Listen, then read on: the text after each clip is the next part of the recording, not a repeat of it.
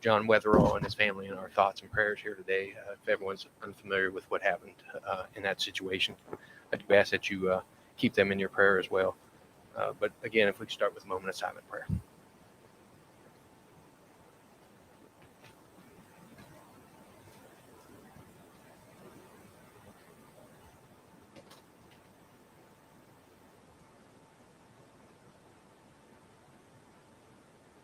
Thank you. Could you stand for the pledge? Allegiance to the flag of the United States of America and to the republic for which it stands, one nation, under God, indivisible, with liberty and justice for all.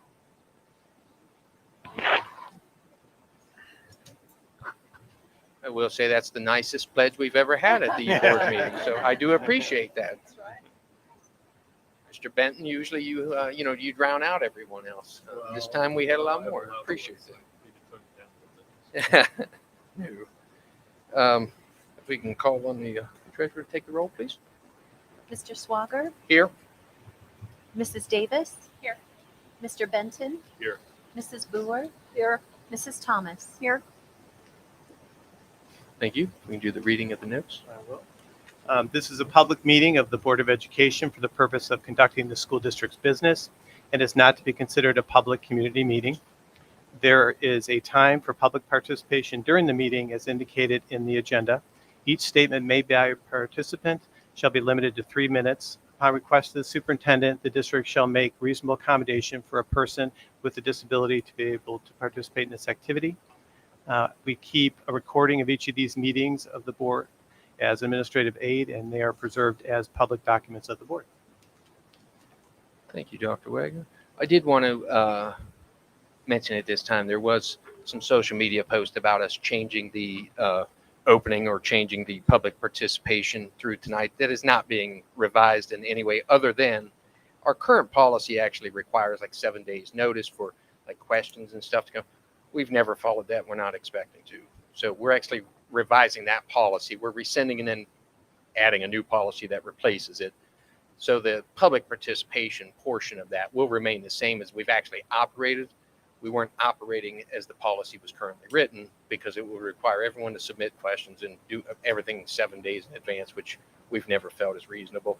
I think everybody that's been at our board meetings in the past knows we're pretty open and we continue to be open. One of the things the board prides ourselves on is that we have an open process. We went to streaming our meetings even before COVID, before it became popular, because we wanted the residents to be able to see, reflect back, watch again exactly what got said. So that's, some of that. So there's no intention and never was any intention. So I did want to address that if you read anything on social media about us changing the public participation part. It's actually bringing it in line with what we've always done. So I did want to address that. With that being said, we'll move on to the Additions, deletions? Yep. Presentation of the agenda. So I have 2 changes to the board agenda. The first one is resolution 23-10-149. In the board agenda, when we published it, I had a TBD in there because we had to finish an interview process.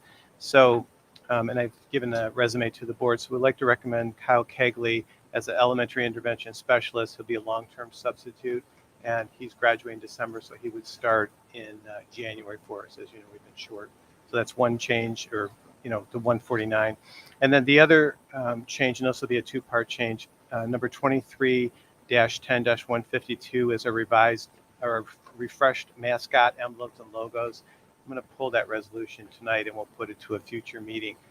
Also, we will not conduct that presentation tonight either. We have a team of people working, and we had a medical emergency with one of the teammates, so I want to make sure the board has plenty of time to look that information over before we bring it for a final vote. Most of it's done, but just on the updates we need. So other than that, there's no other changes to the board agenda. Can I get a motion? So moved. Second. Any questions, comments on the adoption of the agenda? I have a question on the presentation of the Johnstown income tax ballot issue information on the tape. How does that affect the school district? How does it affect the school district? I'm not sure why we're having a presentation at the school district for that. We've been asked questions about the impact on the income tax and what it would do for the city, especially around tax rates and millage and all too. So we thought that we would respond to that, and that's why we had the presentation today. Did you have additional questions?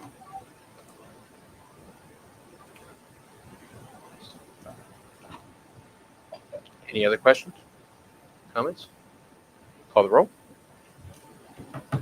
Mrs. Boer, Yes. Mrs. Davis? Yes. Mr. Benton? Yes. Mr. Swager? Yes. Mrs. Thomas? Yes.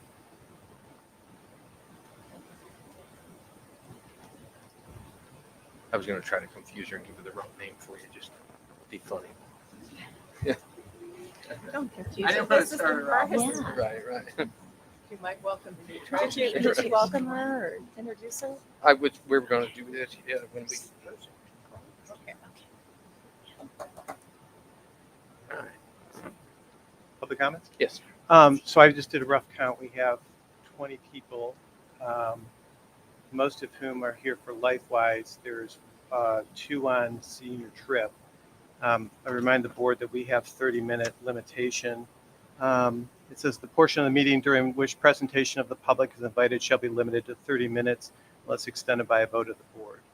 So I thought maybe you want to consolidate some of the LifeWise, but I imagine it's, people could probably.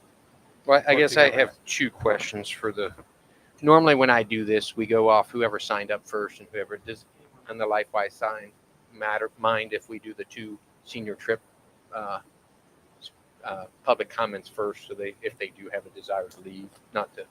Does anyone have any objection to doing the senior trip folks first? Just because there's only 2 of them, and I don't want to have them sit through a whole meeting if they don't so need to. Okay, we'll start then. And for the senior trip, I believe I have Josiah Rose.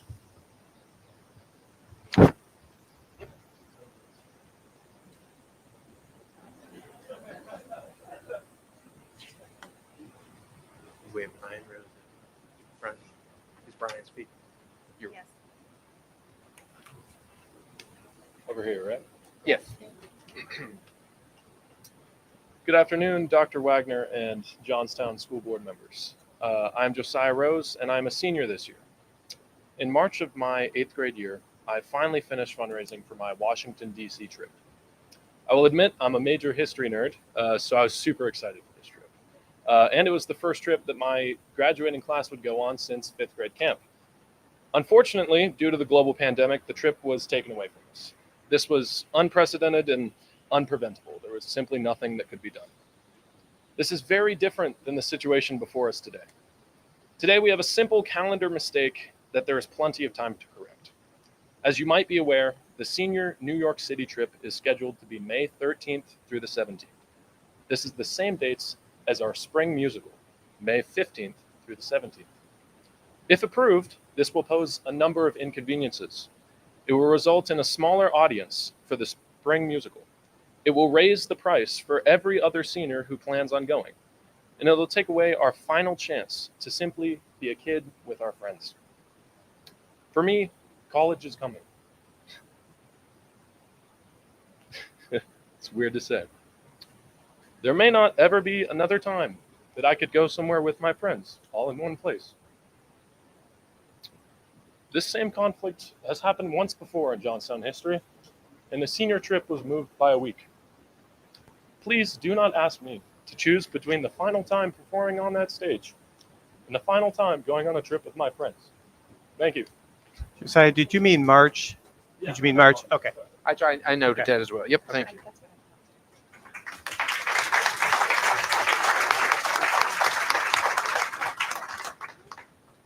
Mr. Rose, you're next. Yeah, you made it more difficult. You wanted to go first? Yeah. Good evening, Dr. Wagner and board members. Most of you on the board know me and my family. For those that don't know me, I'm Brian Rose. My wife and I are on our final student in the Johnstown-Monroe School District.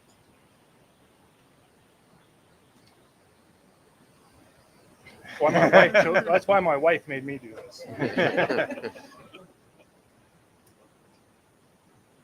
As a family, we could not have chosen a better school to raise our kids in after moving here in 2008 from that wonderful state up north. Yes, it's a wonderful state up north. There are so many emotions that we embark on for our final senior year, some good, some bad, but mostly exciting. It has been brought to my attention the class of 2024 senior trip is on the agenda. However, we were also informed that in my son's senior year, after participating in school musicals since the 7th grade, he will have to choose between being on the school musical in his senior year or going on his senior trip, as they are both on the same dates. And I'm asking you not to have my son have to choose between these two rites of passage as a senior. Thank you. Thank you.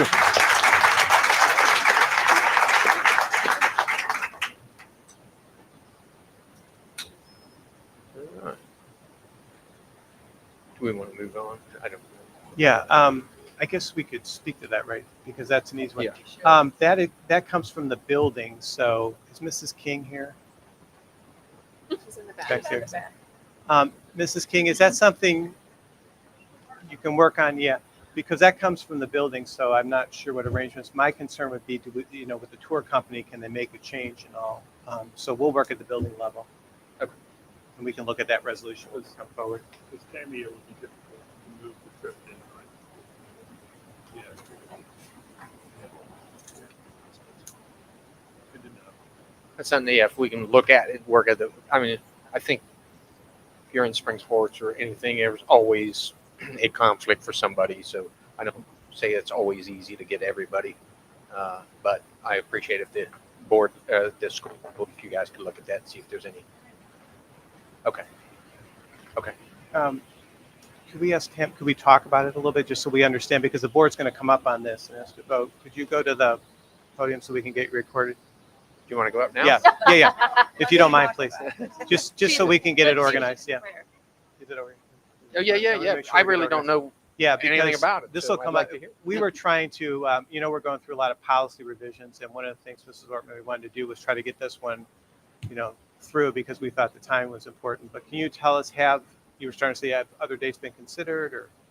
Okay, so historically, the date of the senior trip has been the same for like 20 years. Like Josiah said, there was one other time that it happened where the spring musical fell on the date of our trip, and I was asked to move the trip, and I did. But that was discovered much sooner in the school year, for one thing. So it was an easier fix to make. I have offered to possibly move the trip back a week, but I don't know if that will work because kids will be out an extra 2 days, and that means finding subs an extra 2 days. In addition to the tour company having to book hotel rooms and having to find bus companies, which are less now because of COVID. A lot of bus companies have gone out of business. So there's a small pool of vendors to be able to use on the trip. So that's the only concern. I was waiting to hear about all of this before I reached out to the company to find out if it was even possible to shift it, which I don't know if it would be or not. Mrs. Ortman, but I did submit these dates last April and May. You committed, okay. And then if the board doesn't vote on this tonight, does that hurt you in the process? So if there's another, while you're exploring this alternate date? So parents are already supposed to be making first payment by the end of this month. So yes, it could potentially have an impact on that. Yeah.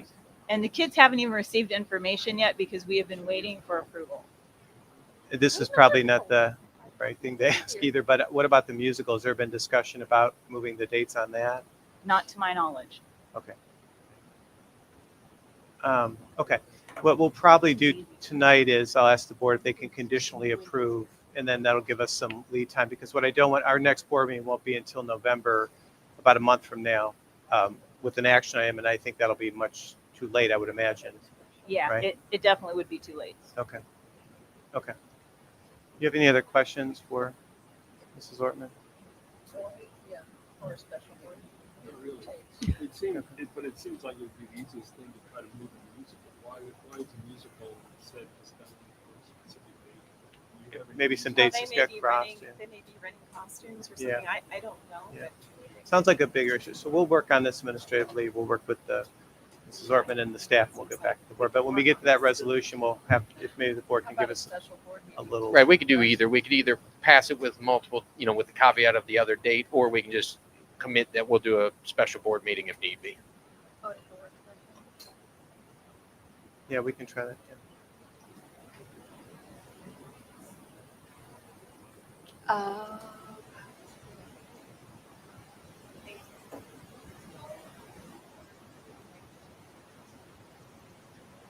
Special board meeting. Special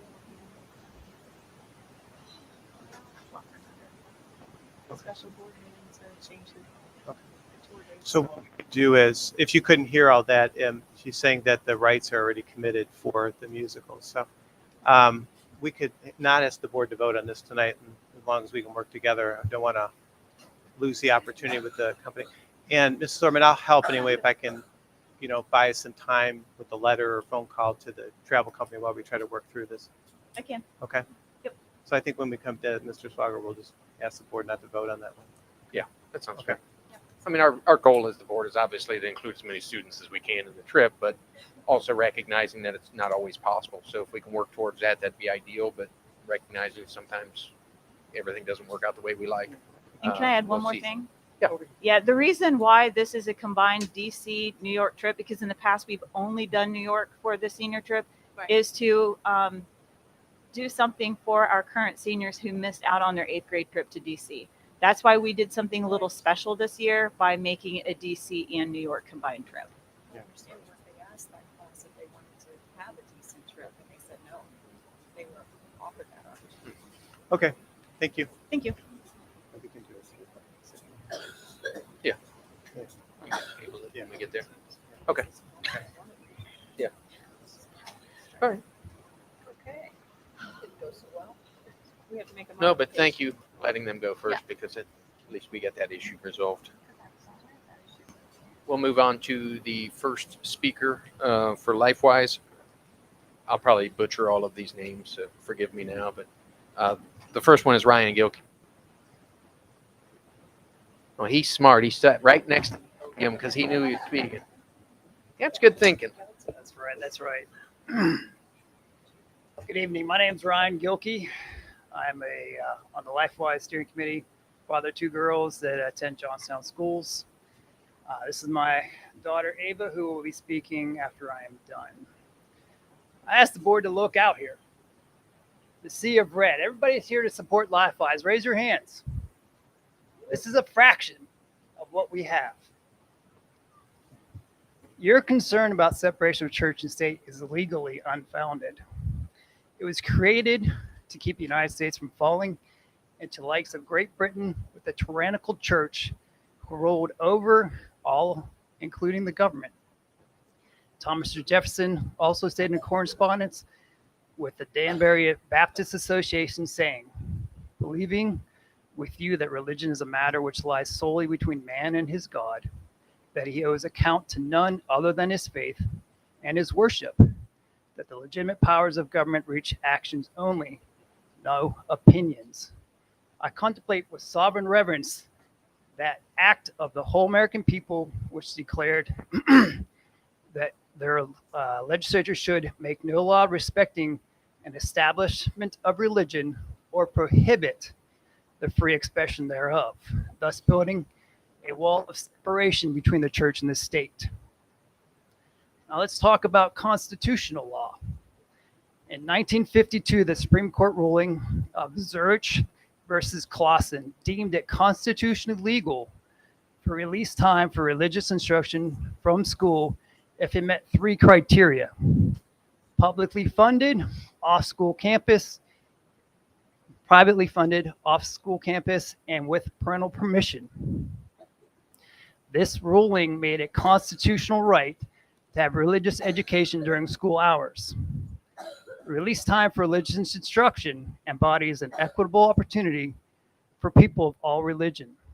LifeWise has adhered to these standards and thus is protected by the Constitution.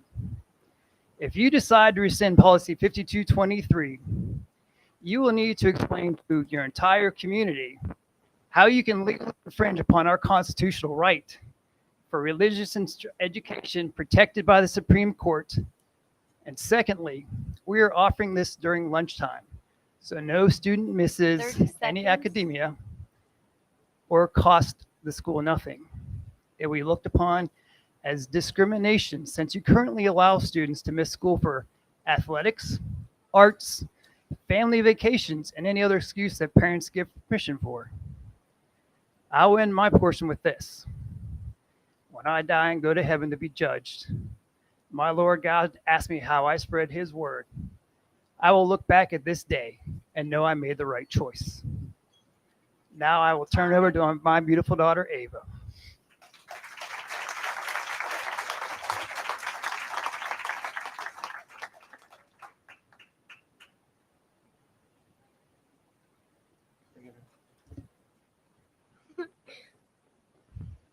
Hi, my name is Ava. I'm the daughter of Ryan Gilkey, and I will be explaining how I think how good LifeWise will be for children. I think it'll be a good time to have to have people that have not learned about Jesus learn about Jesus and how God created this earth and what we're standing on right now. Thank you for your time. Thank you. Caleb Reed.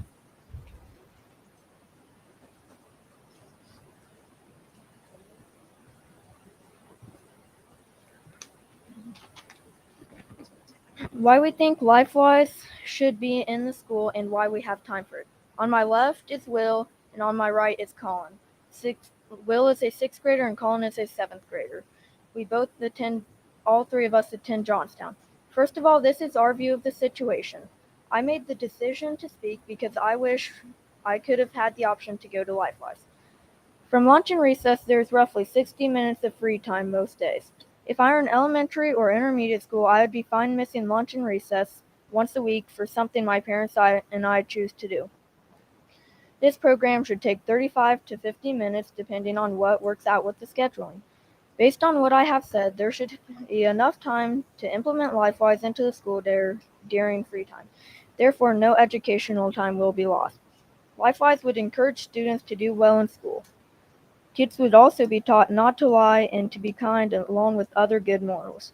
LifeWise has demonstrated the ability to help mental health, which is a problem in most schools. I would have loved having an overview of the Bible by the time I was 10. It would also have been a nice break from the school day and recess. LifeWise would help Christians' faith become strong. Also help kids focus in school and feel secure in the real world. Constant things in life. In conclusion, this is why we would like LifeWise to be implemented into free time during the school day.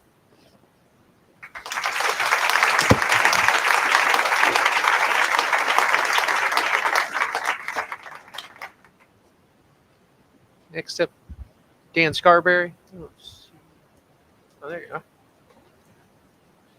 Good evening. My name is Dan Scarberry. I pastor at JIBC, which is at the other end of town. I have 5 adult children, 4 of which attended Johnstown High School. As a pastor, I'm interested and care about what's good for the families of Johnstown, just like you do. And one of the reasons I'm excited about LifeWise and why our church is offering its facilities to be used for LifeWise is that the program is good for the families of this community. As educators, religious leaders, and parents, it's our desire to train and raise and develop well-rounded, well-prepared children who will be productive members of this community and other communities like ours. The character training that LifeWise provides is based upon the Bible. And I realize that may be controversial, but I would remind you there was a day in our nation when the Bible was a part of public school curriculum. The Bible is God's message to us. It's a message of love, his love for us and how we're to love others who are made in his image. It's a message of forgiveness and humility. I would think that you would agree with me that our world needs more people who are humble and kind. It's a message of peace and hope that are desperately craved by many. It's a message of virtue and courage, which are qualities that every child needs reinforced in their lives. It's a proven fact that release time religious instruction programs have had a positive effect on local schools where in operation. I'm confident that this will be the case for here in Johnstown. Who wouldn't want kids with better character development, better mental health, and better academic performance? One of the beauties of this opportunity is that every parent has the opportunity to choose whether their child's a part of it or not. This program will not interrupt or interfere with any of the curriculum or educational time that you are charged with overseeing. It will happen during a child's lunchtime with the parent's permission in a safe environment that's in very close proximity to the school. Another benefit of this opportunity is that it helps to build close partnerships with trusted adults in the Johnstown community who want to invest in the lives of Johnstown students. As a pastor whose church has weekly ministries that serve the kids of our community, I know that our community has kids whose lives need positive role models and mentors, and LifeWise will help to facilitate these relationships. I'm appealing to you as a pastor from the community, as a parent who values the education that Johnstown brings to our kids, and as a citizen, to at least support this endeavor, or at the very least, determine not to work against this program. I want to leave you with a story. Years ago, I was briefly involved in a Bible study that met here at lunchtime at the high school. The Bible study took place during the kids' lunch period in a classroom with a teacher present. On one occasion, the principal came down and pulled me aside and thanked me for being a mentor to the kids, and mentioned to me that he had seen a difference in behavior in several of the kids who were involved in our study. This is what we desire, what many in this community desire for their kids and the families of this community. Thank you for giving us the opportunity to speak. Thank you.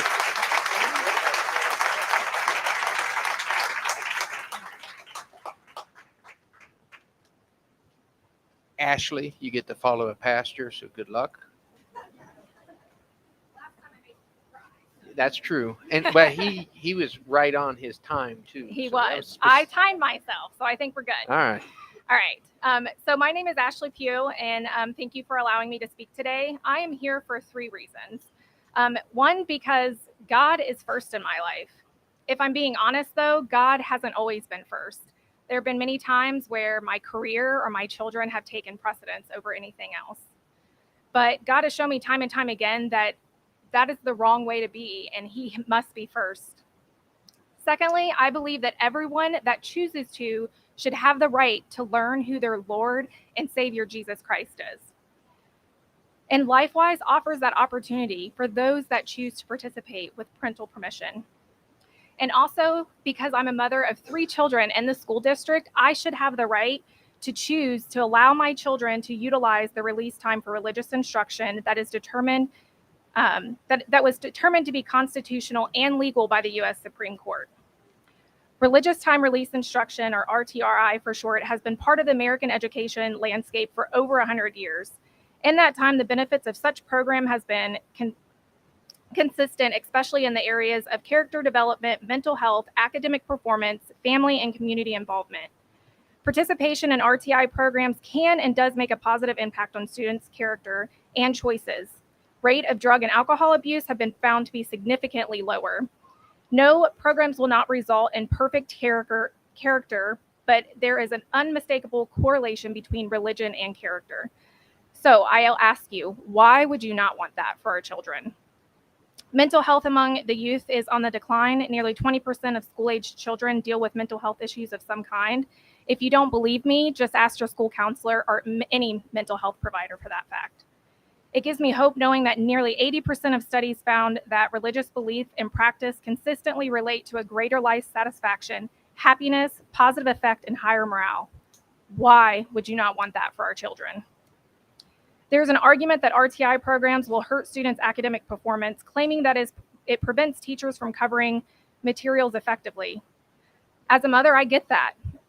And that is why we have offered to work with the school principals to minimize any disruption to the students' days, including lunchtime participation that will not conflict with any academic time.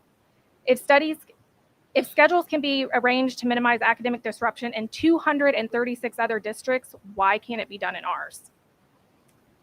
We are willing to talk to the principals and cooperatively determine what is best for the students and what timing works best.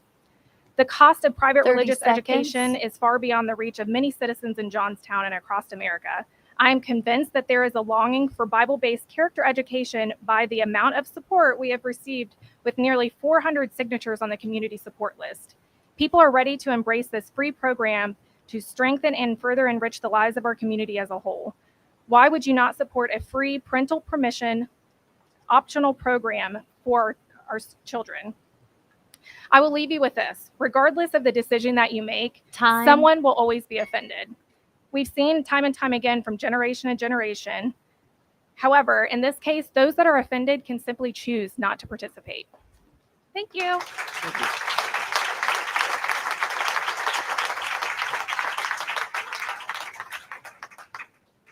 Ms. Brobeck, I have you signed up twice. Is that, unless there's, okay. I have you now and later. I just wanted to know when you wanted to go. I'm going to cross you off later just to let you know.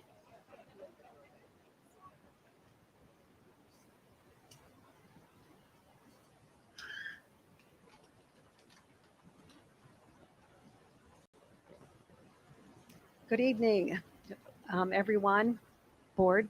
I want to read a letter that I wrote to the board and to the administrators, and thank you for those that responded. I received it. Thank you. Learning that the board is going to begin reviewing at the October 9th meeting to rescind some policies, including absence for religious instruction, I want to go on record to encourage you not to rescind this policy. I am on the committee working to establish LifeWise in the Johnstown district.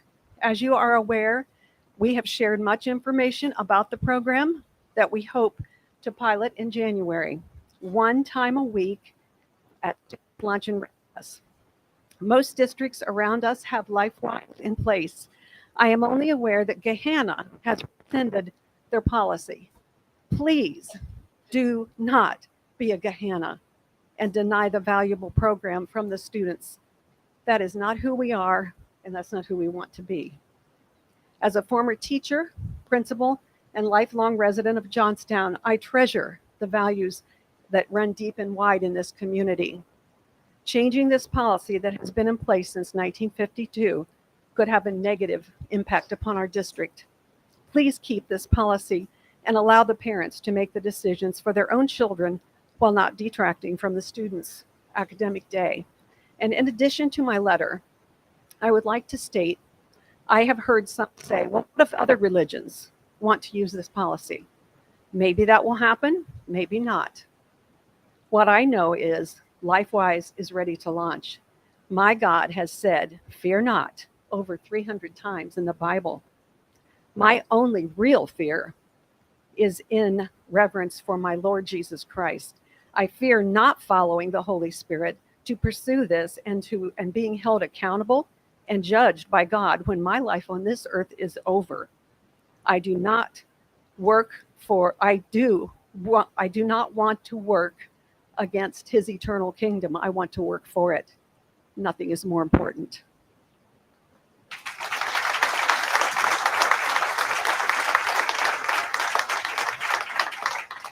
Thank you. Beth Eddy?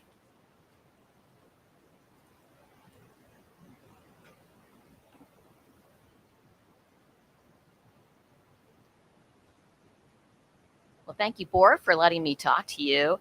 I am Beth Eddy, and I live in Johnstown, and I've been teaching chemistry for 40 years, 25 in Westerville South. And I feel like this is a good opportunity for you all to bring something so much more important than chemistry. And I love chemistry. I love it. I don't want you to be discouraged by the letter that was sent to you by the people for freedom from religion. You know, I have three things against what that letter said to y'all. And the first one was that it stated that students have the First Amendment right to be free from religious indoctrination. Actually, the First Amendment says Congress shall make no law respecting an establishment of religion or prohibiting the free exercise thereof. Ironically, it's the people for freedom from religion who want to prohibit free exercise. LifeWise is always a voluntary program. No student is forced. Second thing is the letter states that public schools cannot constitutionally organize, promote, or expend resources toward release time Bible programs. No problem. LifeWise Academy never uses school property, funds, or resources. No tax dollars will be used to support LifeWise. And thirdly, the letter states that students who attend LifeWise program will likely bully other students into attending. This is a completely unsubstantiated claim. Instead of producing bullies, LifeWise students are more understanding and compassionate toward others. And here's the deal. You know what? We're going to teach them they're valuable human beings who are cherished. And why is that so important right now? Y'all have talked about this, the mental health issue. The CDC says over the last decade that we have increased in depression and anxiety by 40% across the U.S. And there's another study that says in Licking County, it's 45%. And then another study from the CDC says that suicide is the third leading cause of death among adolescents. And there's another study that says that Licking County, this is the Mental Health America of Licking County, says suicide is the leading cause of death among 10 to 14-year-olds. You know what? It is really rough right now for those middle school students and those high school students. I know you know that. And seeing them struggle right now, it's worse than anything I've ever seen in 40 years. But you know what? LifeWise is going to give them this ability to cope with life, and they're going to go on and be healthy. I saw this on your webpage. It says the board's mission statement is where student success is everything. And this is how the board defines student success. By never giving up and never giving in, every learner realizes individual excellence socially, emotionally, and academically. Here is your opportunity to help our children realize individual excellence socially and emotionally, guaranteed, and it doesn't cost you a dime.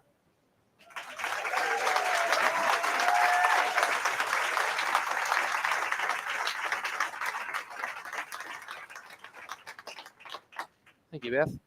Next, I'm going to say it's Amy Bennett. Is it Amy? I can't read their handwriting. She's not.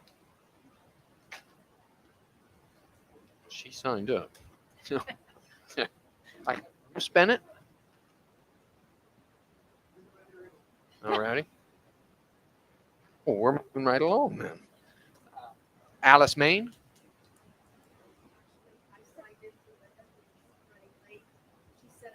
Okay, thank you. Thank you, Alice. I don't have bifocals yet, but I'll be getting them. My arm's getting too short. Bonnie Newhall? New, maybe? Is that? Am I making these names up at this point? Is that? This is Bonnie Newhall. Yes.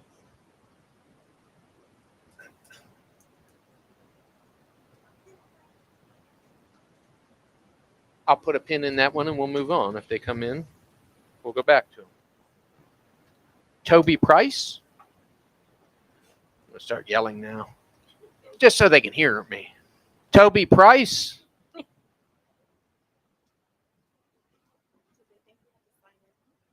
And some of these folks may have signed in not intending to speak, thinking they were signing in.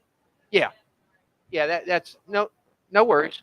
I just want to make sure if you want to speak, I'm not passing you over, since I don't want to put anyone on the spot if they're not comfortable public speaking, because this will be, your opportunity if you like it. Sarah Miller? Okay. I'm going with the last name on this one. Brown? Okay. Nick Wise? All right, now I'm going to make this easier. Anyone on LifeWise that signed up that wants to speak that I haven't called, rather than going down this list? Is there anyone else that would like to speak that hasn't had a chance to speak? Yep, go ahead. Yep.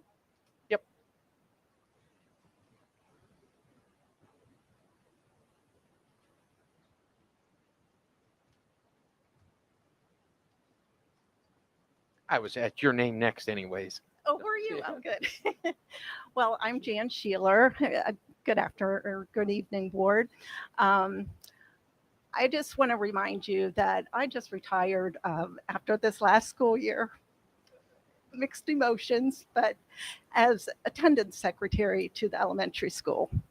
And in my tenure with Johnstown Schools, I have seen so many wonderful programs that have been developed for our students, and especially with the onset of COVID, that things kind of fell apart, even at the elementary level. And those students needed the support. They needed a lot of support, and they got it from teachers, from administrators. They were really taken care of. But there are people that don't get taken care of, students, children, even families, because they don't speak up or they don't act out. And I feel that this is an opportunity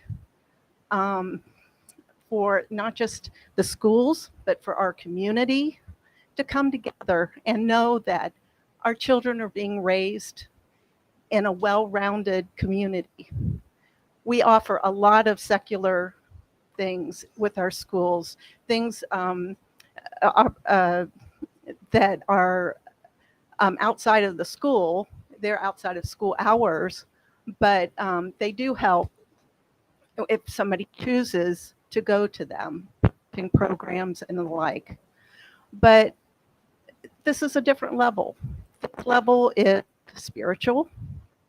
It goes right to the heart of the soul and reaching our children at a young age. And because I had a child that by the time he got to middle school, felt defeated.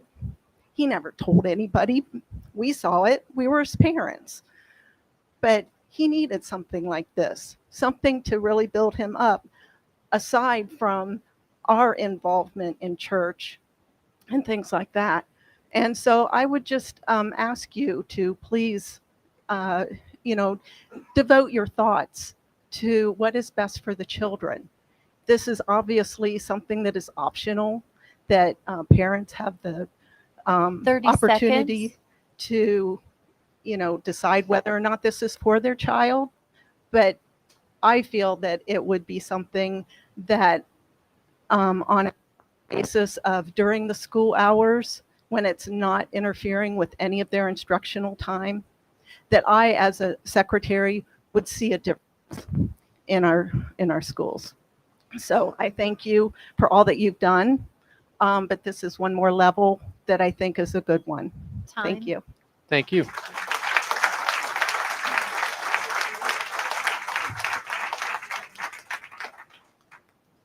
And Jan, I want to point out to you, you ended right on time. That's a school employee right there.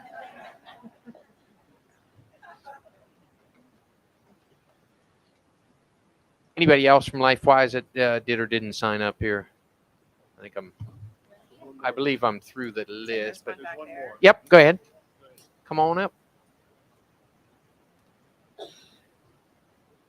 You're not Lenny, are you? Okay, that's my last name on the list. I was just hoping. You can announce it at the speaker if you like.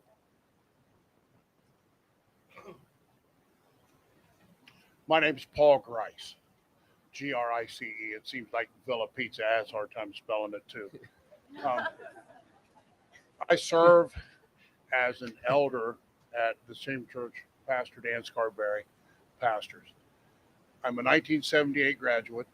I married my 1979 sweetheart. My children graduated from here, and now I have 3 grandchildren here in the school. Probably the greatest influence in my life has been what I have learned as a child here and what God has taught me in the process of growing. The process that started for me as I was encountered the gospel. I really just have one question that I want to ask. Why the sudden desire to change the policy? What has changed? It was in the books. It was in your codified set of rules. It's what we lived by. It's what you governed by. And now, all of a sudden, you want to change it. I'm curious because I worked as an electrician. And when something stopped working, the first question you ask was, what has changed? You have counseling, you've been through counseling. What's the first thing the counselor says? What's changed? What went wrong? What were you doing then? That's my question to you. Change your policy. And while I'm asking that, how many other policies have you just suddenly changed? Would you list them for us? Can you post that for us so we can see that? We're starting to feel a little singled out here. I'm tired of being singled out. Thank you for your time. Appreciate your services and the opportunity to speak. Thank you.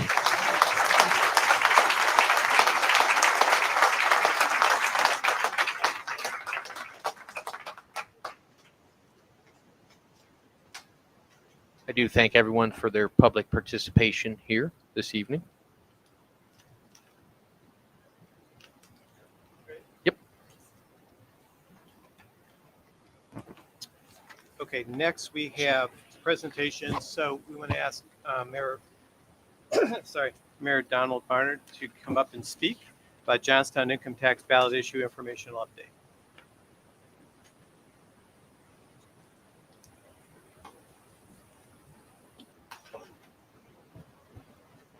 Good evening. Obviously, I didn't get the red memo today, so I'm still dressing myself.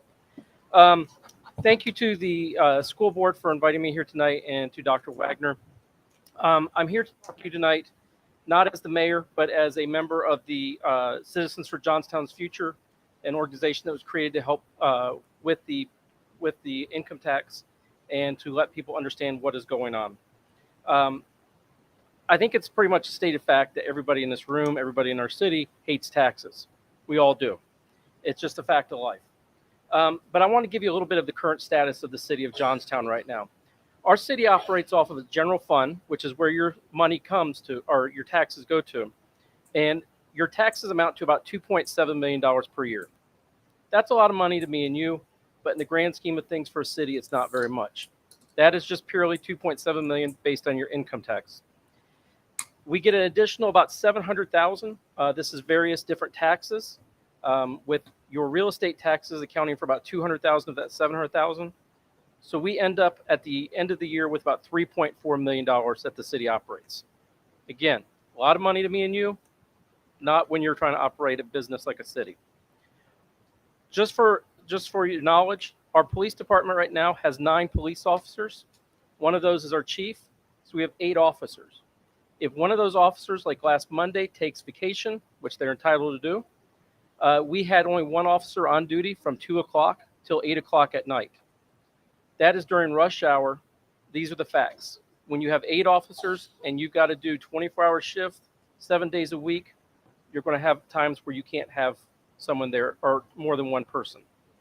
If something happened during that time when we have 1 officer, we're going to count on the aid of Licking County Sheriff's Department or the State Patrol, and we understand that that's going to take time. It's not going to be the quick response.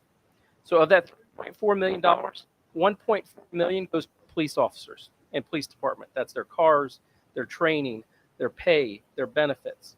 So when we start with 3.4, we take that 1.4 off the top, we're down to $2 million to run our city. We then have to take off about $1.2 million to pay our debt on roads. As you know, we've tried to do a lot of road improvements. We're still way behind. And that's to fund other departments within the city. Say the street department. The street department gets money from your license and your license plates and your license renewals and the gas tax. That only makes about $300,000 of a $600,000 department. So we have to give them money to help fund it. So after we take that $3.4 million, take off the 1.4 for the police, 1.2 for debt and capital improvements, we're looking at about $800,000. That $800,000 has to go. It has to fund our zoning, everything with our zoning, for our administration, and for our parks and other departments. Just so you're knowledgeable, our parks last year, we spent $25,000 was our budget for our parks. You can't get much for $25,000 with parks. So why the 2.25% tax with the 75% credit? The majority of Johnstown residents live in Johnstown and work in a different municipality. That accounts for the majority of our citizens. Those citizens are treated unfairly by the city of Johnstown as compared to other cities within Central Ohio. Those citizens do not get a credit for their taxes they pay to where they work. This is pretty much the norm throughout Central Ohio. We wanted to put that credit back. It is unfair to the residents of Johnstown who work outside of Johnstown to pay, say, 2.5% in Columbus, an additional 1% in Johnstown. You're paying 3.5% taxes where someone else who lives and works here is paying 1%. We want to try to make that more even. So with the 75% credit, it's going to bring things closer in line. So when the Finance Committee started meeting last November, that's what we started looking at. We were told this will never pass. We don't have a chance. Johnstown is used to being broke. We're used to being poor. We've had the same tax rate for 40 years when the state enacted it. We have never increased the tax rate. We've worked with RETA on obtaining data. Yes, I know RETA is a bad word, but they're just like the IRS. They administer it for us. So we worked with RETA. We got multiple plans. Go to 1.5, 2, 2.5. But we went with 2.5. The reason we did that is so that we can be better partners to the school and to our townships. We know that more land is being annexed right now than has ever occurred in history. As this into Johnstown, it takes some of the revenue from the schools and the revenue from the townships. We want to be good partners with the school and with the townships, and we want to make them whole for any amount of money they're losing when this land is annexed and when different programs are put in place. So that's why we went to 2.25, so we have the extra 0.25 to work with them. Many people say, hey, New Albany's 2%. You guys are going higher than New Albany. You've got to look at New Albany. New Albany's got 24,000 employees and 12,000 residents. Johnstown has 5,200 residents and 2,200 jobs. We're the exact opposite. They can count on all the employees that come to their city and work and leave tax revenue for them to live their life. We can't do that. Our tax burden is on our residents, and we've got to start shifting this to the business that are coming into town. And more businesses will be coming into town. If you've noticed, there's the annexation request for 400 acres just south of town, and if that comes in, it'll bring more tax revenue. But the city cannot continue to count on other areas to support the city. That area needs to be able to support itself and fund itself and be able to have money left over so that we can continue to save money and put into that area. Each area in Johnstown should be able to support itself, and that's part of why we're doing this. If the additional this would account for about additional $1.5 million if this goes through, and we've got 4 areas that we're focusing on: our police, our infrastructure, our heritage, and to protect our borders. Some of you may say, what is our why the heritage? It is very important to the leaders in city council that we protect what we have, our downtown. That is our city, and we need to protect that. We need to make sure that it stays the way it is, maybe enhanced a little bit, but it stays the way it is.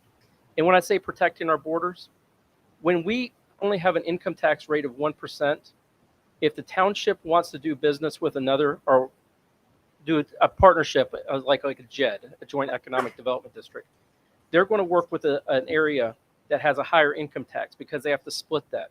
When we have 1%, you can't split that many ways between the school and the township and the city and make your money. When it's 2%, 2.5, you can split that. That pie gets a little bit bigger for everybody. What happens if this doesn't go through? It's going to be a lot of the same thing. It's going to be just maintaining. One of our biggest concerns right now is our roads. And I think everybody who has a child in Johnstown schools sees this with Douglas Street right next door. This was on our list of streets to repair this last year. Douglas Street is worn down. It's crumbling, has no curbs, no gutters. So when water comes down, it rains, it goes off into the yards. It's deteriorating the road more. That road just can't milled and filled, like Jack likes to say. It's got to be taken back down to the core and rebuilt. That little section of road will cost over $1 million to fix. Now, this isn't just something that this is from engineering and for the people out there who do this kind of thing. $1 million to fix that road. This year, our debt was $1.2 million. We cannot take on more infrastructure costs and pay down our debt, or we're going to be crumbling as a city. So it's going to be continued to just maintain what we have, live with what we have. And I know families are struggling right now, and that's why we wanted to push this credit to help our residents and put this more on the back of the businesses that are coming into Johnstown. So thank you for your time tonight.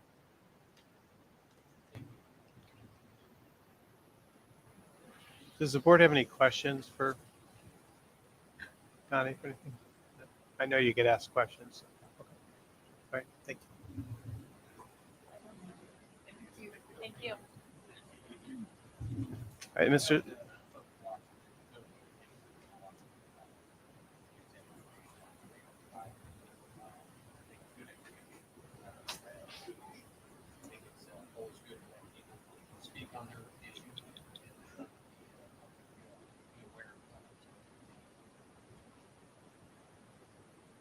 I'll turn it up or on.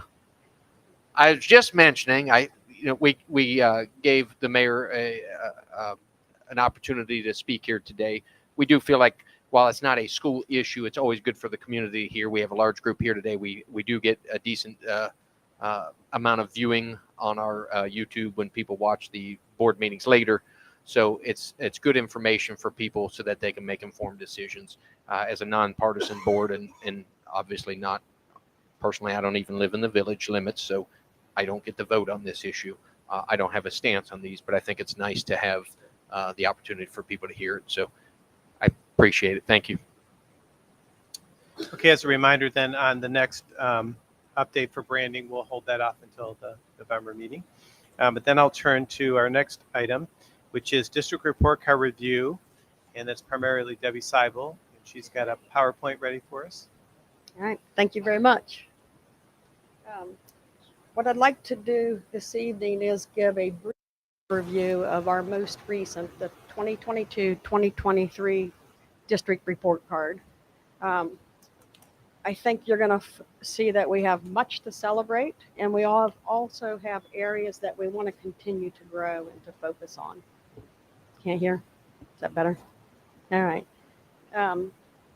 First of all, the 2022-2023 report card looks very, very similar to our report card from last year. And if you've looked at that, you'll notice a lot of similarities. There are a couple of specific areas where we're seeing significant improvement and significant growth that I'll highlight in just a couple minutes. Keep in mind that there were some changes at the state level to this year's report card.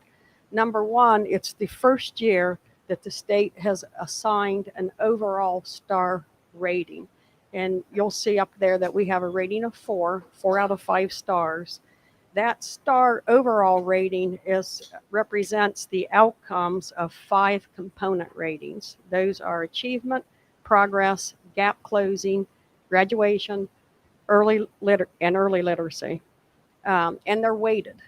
The achievement and progress portion of that rating, that carries a 28.6%. So those are the two that have the highest weight. The graduation rate, gap closing, and early literacy, they all carry a 14.27% weighting. Also, a change this year, and we're going to talk about it in a little bit, is the progress component now includes up to 2 years worth of data instead of just this most recent year, which will be significant in just a minute. 53% of districts in the state received a 4 or higher. The next slide shows our individual building rating. Johnstown High School received a rating of 4, which exceeds state standards. Johnstown Middle School, the same, rating of 4, exceeding state standards. Johnstown Intermediate School received a 4.5, exceeds state standards. And Johnstown Elementary received a 5 out of 5 stars, significantly exceeds state standards. So I think we have lots to celebrate in those ratings.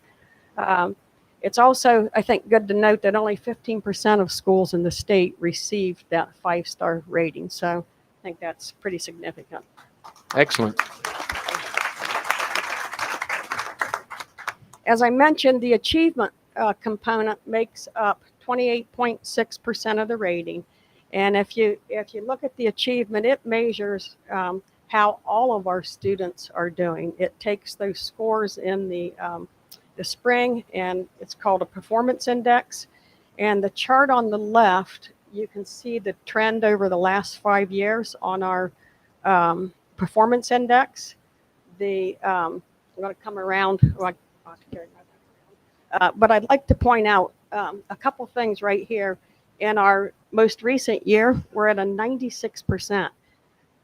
May not sound like a lot to go from 92 to go to 96, but that is significant. And as a matter of fact, we've had conversations, Dr. Wagner and I have, with the state, and they called out to that's some of the best growth that they've seen in the state. What we want to see here is and I know this is hard to read, so I'm gonna translate for you. The light blue are students that scored in Advanced Plus. The dark color right here is Advanced. The Accomplished is the light green, and the Proficient is the orange. Basic is the purple, and the pink is Limited.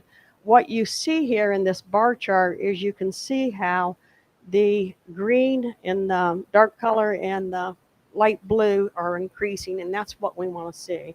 And you'll see that these are shrinking. What's also very significant, the pie chart on your right, if you look at the number of our students who were not just but they were accomplished, advanced, or advanced plus, we're over 50% there.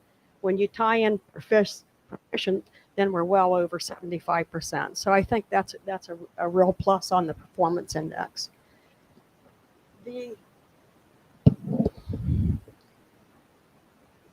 You may remember, if any of you have looked at report cards or in the past, or I know we have some past principals in here, we always talked about the performance indicator. How many did we meet? 80% of students making proficiency or higher. That is still a part of our report card, but it's not used in the calculation. It's report only. The next slide that I show here is a look at our math achievement over the last 4 years. And the reason I highlight this is last year, the board supported our staff and students in a math focus. And I wanted to show you that in grades proficiency or higher, percent proficient or higher in grades 3 through 8 in math, you can see the jump that it made this past year from the previous years. And the chart right below it represents algebra. So you'll see quite a jump in the percent proficient in algebra. This next slide looks really similar. The top is identical, but the bottom reflects geometry. So I wanted to highlight all of the math areas on percent proficient and the increases that we're seeing there. Is that a 1-year increase you're showing us? Yeah. Yes. Okay. 4 year. The 4 years are across but one year per in increments. Yep. Correct. That's correct. So if I'm reading that, we were actually trending down. Now we're trending up. Yes. Yes. And 2020 is not on here because we didn't have data that year because of COVID. Right. The next component from that very original slide is the progress component. The progress component measures growth, and there's lots of slides that I could put up here for a growth measurement. And if you remember at the beginning of the year or beginning of the presentation, I mentioned that this year the state is looking at 2 years growth and assigning that star rating. The progress, our progress component rating this year was a 2, and we know that that needs to improve, and I think it will improve. What this slide highlights is if you break it down and look at 2 years data and also look at 1 year's growth data, you're going to actually see that in the most recent year, we had great gains. And we think that if we do the same thing this year, that star rating is going to go up. Dr. Wagner, do you want to add any more about this growth? No, I think you explained it well. It's just, as we go through this real quick, what's interesting about it is if you look at math here, And again, that's what a lot of our focus. You can see in the 21-22 school year, we actually had a negative growth index of negative 2.36. You can see that's changed now to this last school year of a positive 2.33. So if I'm looking at my numbers correctly, that's a change of 4.9 or 4.69, I'm sorry, gain index. So you can see that throughout, but it just shows the highlights of what we're doing to enhance student performance. And really this goes to the teacher level. What's interesting about it too, because we don't control it's proprietary formulas that the state contracts with another company. But it's interesting because if you look at the analysis, the math was our farthest or most growth at 2 stars there. You can see that the overall composite is a 4.99. It's like 1 star. So that tells me statistically there's more in there. There must be more variance and that there's more performance, more beneficial performance for the students. We were surprised. We didn't know they were going to aggregate 2 years worth of data because if they hadn't, our report card would look very different, and this starts to show that process. And by different, you mean much even Better. more impressive. Yeah. Well, I mean, yeah, exactly. You would see changes. So now we continue on this pace, this current school year, and then some, and then we will see where we're sitting a year from now, but we expect to be significantly improved. Thank you. The next component is our early literacy component, and there are 3 measures that go into this score. One is proficiency in 3rd grade, which we had a 79% at the district level. Promotion to 4th grade, from 3rd grade to 4th grade, and we had 100% of students promoted. And the third score, or the third measurement, is improving K-3 literacy. And our score there was 28.6. We have had a tremendous focus on early literacy for the past few years, and particularly in the science of reading. And we think this is only going to get better as last year we implemented foundations. We had several intervention specialists trained in Wilson reading. So we're continually working on our early literacy program. The next score is the gap closing component. We did really well here with 5 stars. The measures are the gifted performance indicator, chronic absenteeism, which did improve last year, and we hope to even improve more this year, English language proficiency improvement indicator, graduation goals by student subgroup, English language arts, math achievement by student subgroup, and English language arts and math growth by student subgroups. So there's a lot that goes into this rating, but again, this was we received all 5 stars. And the last measured component is the graduation component. We have an excellent graduation rate. The measures that make up this component are the 4-year adjusted cohort rate and the 5-year adjusted cohort rate. And if you look at our rate for both of those, it's outstanding. We've put a lot of supports in place to get to this level of success, and we want to keep those and build on those. And then I'll also mention that on the front page of our report card, you saw a college, career, workforce, and military readiness component. This component does not, it's not rated until the 24-25 school year, but it's made up of 11 readiness measures. So there's a lot in this component, and that's something that we're working on as a district. This is an area of continued emphasis and development. You probably remember hearing about the 3 E's last year and our career pathways. So we're going to continue to refine our programs of studies and strengthen this so that our students are ready for career, college, workforce, and military. And then I think the other thing that we wanted to take a look at are what are our takeaways from this? What are our strategic implications? And number one is we want to continue our math focus. We can see the results that it was successful and impactful last year. We want to continue that. Appreciate your support for that last year. And in addition, we've adopted the new math curriculum, and we're in the process of implementing that. We want to continue our work in early literacy and the focus on the science of reading. We want to continue the development and the refinement of multi-tiered systems of supports for reading and math, including the subgroups. And this is something that Alex Pavlik and Grace Wagner have worked on, and it'll be a presentation, I think, coming to you soon about those, a flow chart of how do we help students who struggle, and how do we that are on grade level. So it looks at both, it looks at all students, to be real honest. And then lastly, a focus on science. So we want to continue to work on our curriculum adoption. Science is the one that we are looking to adopt this year, and we're evaluating right now all of the high quality instructional materials for science. So more to come on that soon. Are there questions about there are so many measures and that we could get into, but this is kind of a high level. But any questions that you have? More thanks than questions on my side, but the work that you guys put in, obviously we've dedicated time, money, and focus to this, and the results are there. I'm hopeful that as we do this now to the science, that we see similar gains in those areas. I think our staff does great. Now we're aligning curriculum and giving them the tools to further succeed. So just lining up our math curriculum, it's showing that it matters. And as we continue to do that through, and I really appreciate the curriculum committee's work on these, as I know they meet often and work on how to improve the education.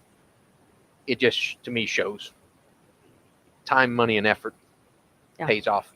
I mean, that's really what it is. I was going to add, Anna and I were in the curriculum committee meeting earlier, so we got a little bit deeper into some of this, and we were really impressed. But we got great feedback from our math coaches and how the new curriculum. They're working with our staff this Friday on implementation, which is really exciting. So it seems like it's going really well. The teachers seem like they have the support they need, so we're really excited. And then we did get sort of a tentative plan in each building on how we're going to do additional support. And so the principals have done a really good job mapping out what students will identify for that and how we can make sure we can get them there, and working around parents' schedules and everything. So we're really excited to start that a little bit earlier in the year than last year, even though we started later last year than we were maybe hoping. We still saw the results last year. So by starting even earlier this year, we're really hopeful to see some great growth. Anything else you'd like to add? Just want to thank everybody for their support and supporting their kids at home as well, because we know that the staff did an enormous amount of work with the kids, but also the parents to help their kids with math and any of their academics, but specifically the math focus that we did last year. We appreciate that. Dr. Wagner, do you have anything? Yeah, I was just going to say, we're also going to, I think that's a great jumping off point, because we are going to hold a math night here coming up in the next couple months as well too, because we want to be able to share this with parents, because we need the partnership. I do want to thank our staff. Everything we do is create the conditions for those teachers to be successful in the classroom. Sometimes it's hard to see, but at a high level, but the results are there. And I told people I'm kind of greedy now because I want more, because I know we can do it. So this is what we're going to focus on.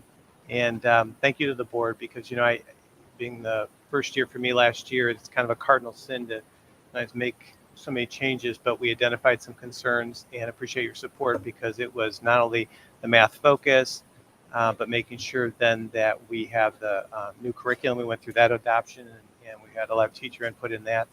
And then, and that was a big commitment, over $300,000 for this year. We're implementing.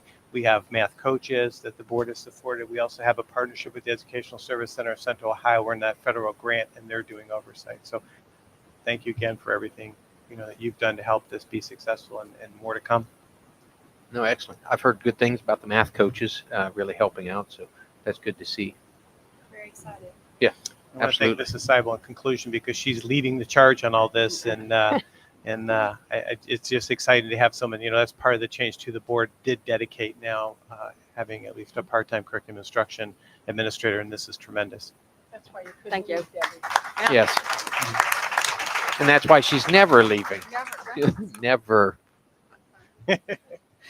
She walks away as though she didn't hear me. Okay, our last presentation, sorry, there's a lot of these tonight, is field trips, because we've had some of those in the queue. And Mr. Boosmer is just going to do a high level on that, because I know the board has seen some things. Just as level set, we made some changes to our procedures. We're going through looking at the policy aspect. Policy is not that misaligned with what the current state recommendations are, but we made some changes to the procedures, and we want to be able to implement those on the 5 that are in the queue, or the 5 field trips or out-of-state events that are in the queue right now. So, Mr. Busenberg. Sure. Thank you, Dr. Wagner. As Dr. Wagner said, overnight trips, student trips in general, been a real point of emphasis for us this year. Before, we've kind of had a couple of these in the queue.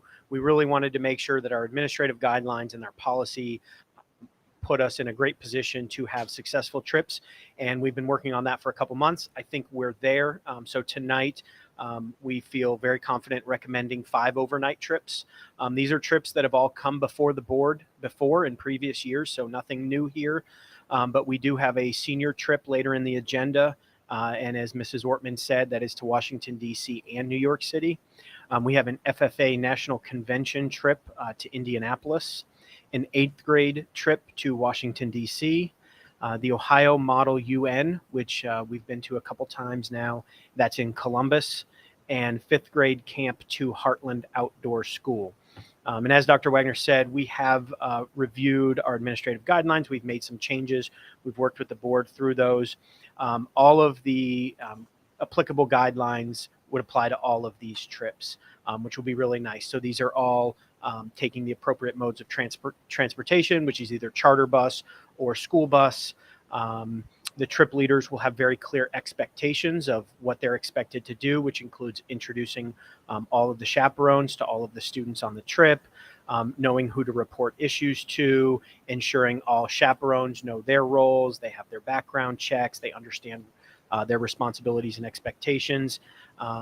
And then when appropriate, they would have access to the district purchasing card, as we discussed, with the appropriate kind of guidelines in place. So if we think back to the band trip that had to spend an extra night due to the weather, we would have a plan in place to address that. So we feel really confident that we've made some nice changes to the administrative guidelines and that these trips will adhere to all of those. So I just wanted to kind of real high level talk about those and see if anyone had any questions.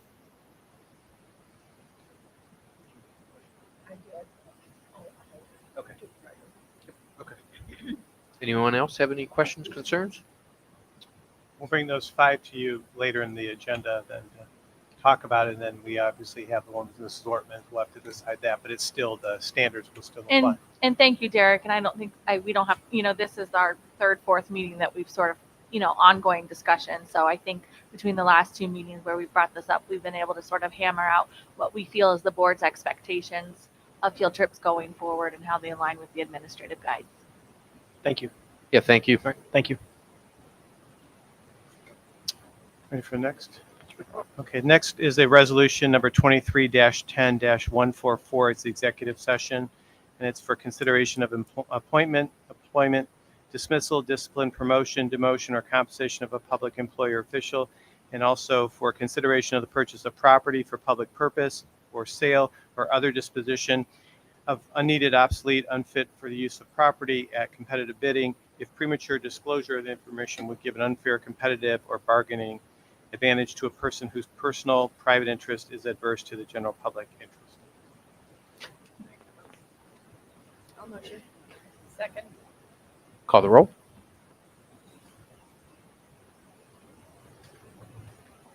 Mrs. Boer, Yes. Mrs. Thomas, Yes. Mr. Swager, Yes. Mrs. Davis, Yes. Mr. Benton. Yes. Mr. Swager, I don't think we'll have a vote coming, out of this executive session, but I just want to lay it out there just in case there is something from what we're talking about. Correct. We'll move into executive at 6:28, I have. And we'll go down the hall since there's more people here than us.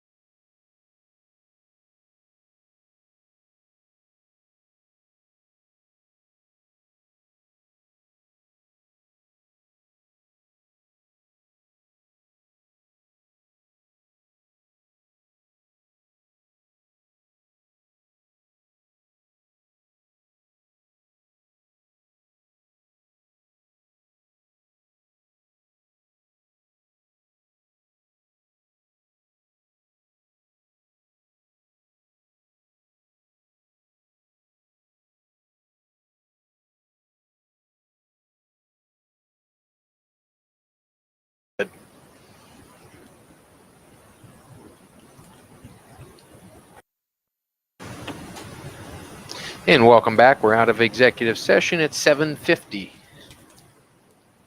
Now we will be moving on to the board committees. So we had buildings, grounds, and safety that met, and I believe, who's reporting on it? Is that?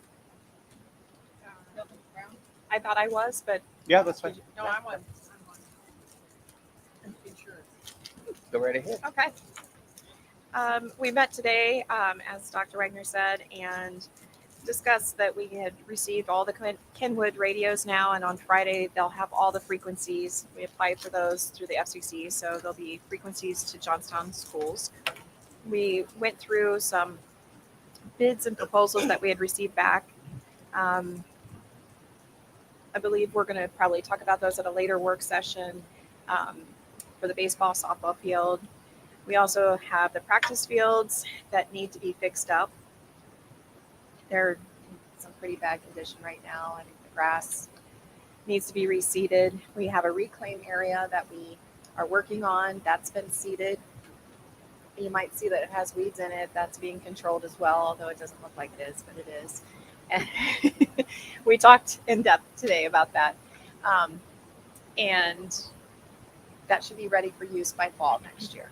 And that we're hoping is going to help out with some of our green space, because right now we only have what you see over here at the behind the middle school. And the middle school use that for recess as well. Other than that, the trailer, I think, is going to be on the agenda today, that we're going to accept that, which will help out the maintenance department. They have 2 trailers. They're falling apart. And as they went to Columbus to get some of the donated office furniture that was donated by Hexagon, in which we appreciate that very much, they had to make multiple trips because they only had the box truck. So it would have helped them to have the trailer that was working. So that's kind of where we're at with that. I did have one question or comment on that. Is the board okay if they need to aerate that back property before we meet in 2 weeks?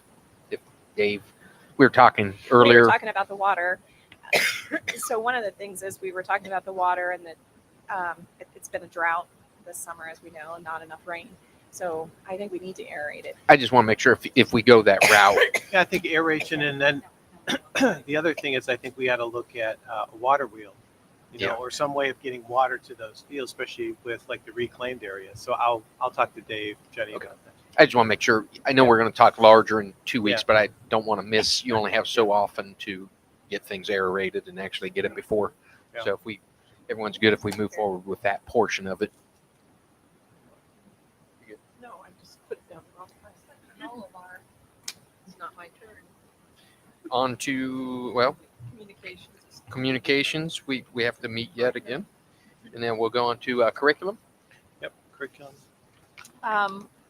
I mean, Debbie gave a really wonderful presentation earlier about the curriculum committee meeting. Our time was a little bit short because of some other meetings running long, but that was definitely the basis of what we discussed. Again, our plan this year is to look at new science curriculum and looking at what we want to adopt with that.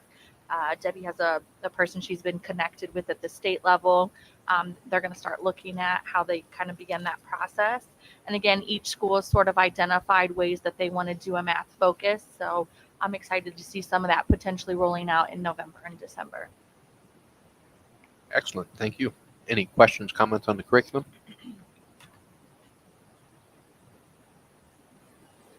Back to you for insurance. Oh, my favorite subject. Everybody loves insurance, right? It's a great night discussion.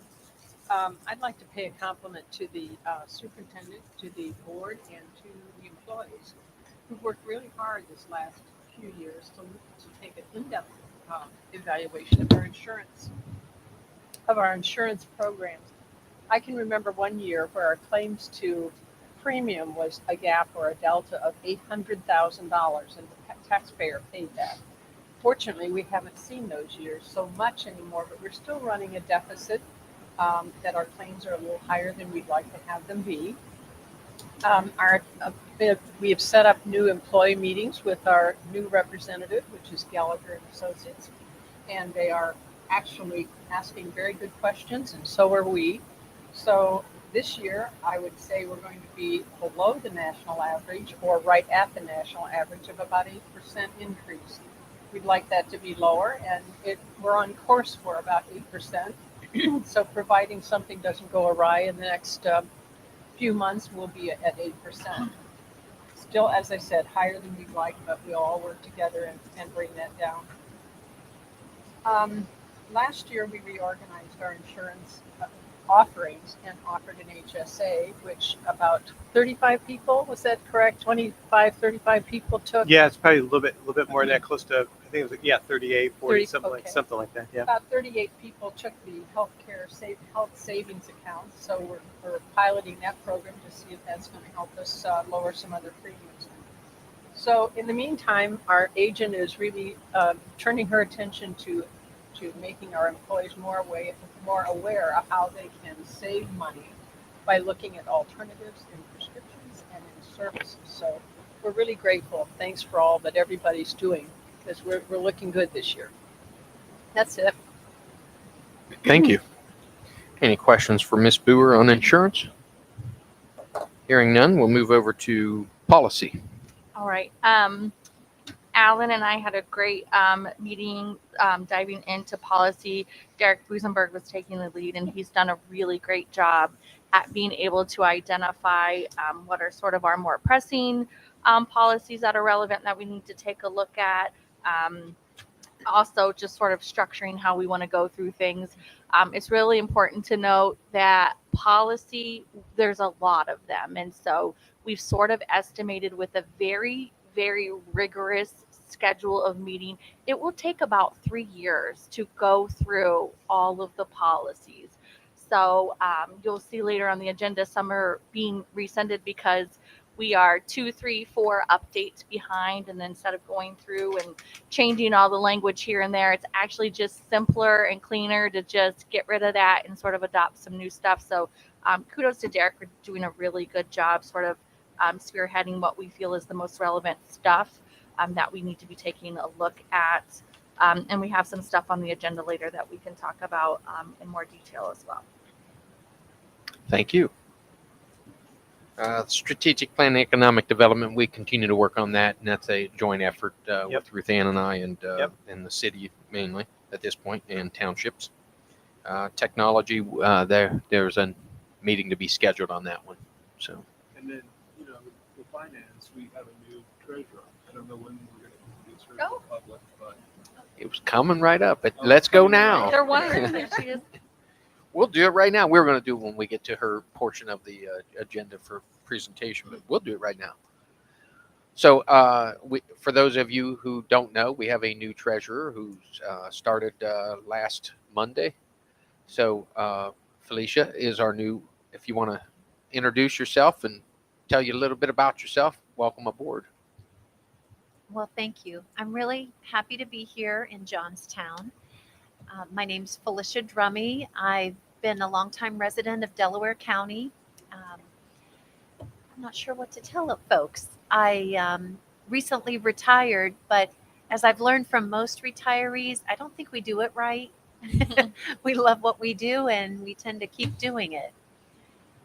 So, no, thank you. So, yeah, 27 years as a school treasurer. So I hope to and plan to do right by the community and help you transition to the exciting things that are happening here.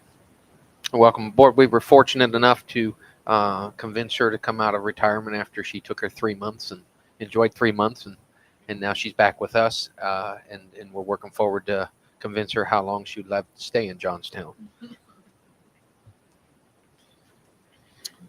Ready for consent? Yep, ready for consent. So resolution 23-10-145 is the consent agenda.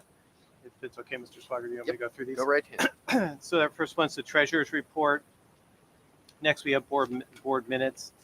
Unpaid days, we asked the board to approve something, any days that are outside of what's typical.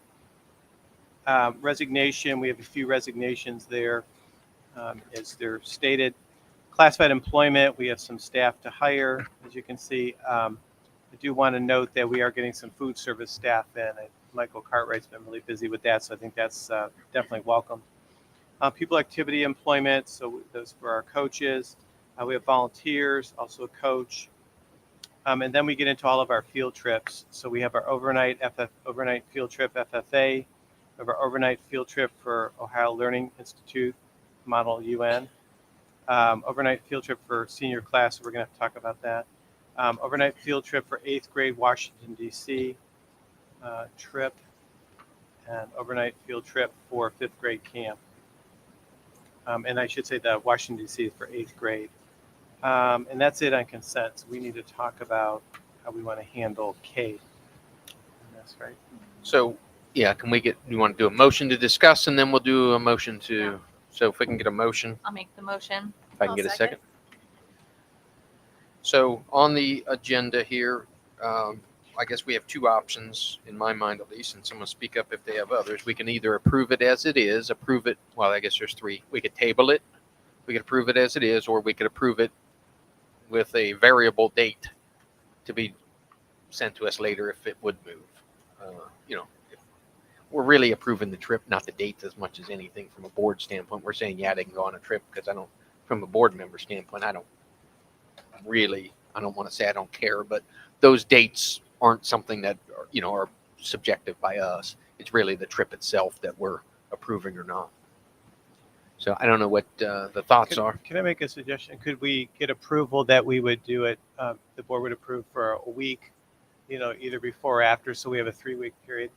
I appreciate that we could call a special meeting, but sometimes those are, harder to get everyone scheduled together. So if we could do that, and then I'll make sure to report back to the board, and we'll publicly talk about it at our next meeting in November, and we could say what, of course, I'll keep you updated beforehand. But if you could give us that authority, I think that would be sufficient. I'd really encourage everybody to work together to try to Yeah. change that.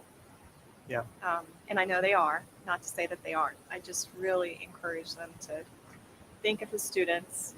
This is your class that didn't get the 8th grade trip.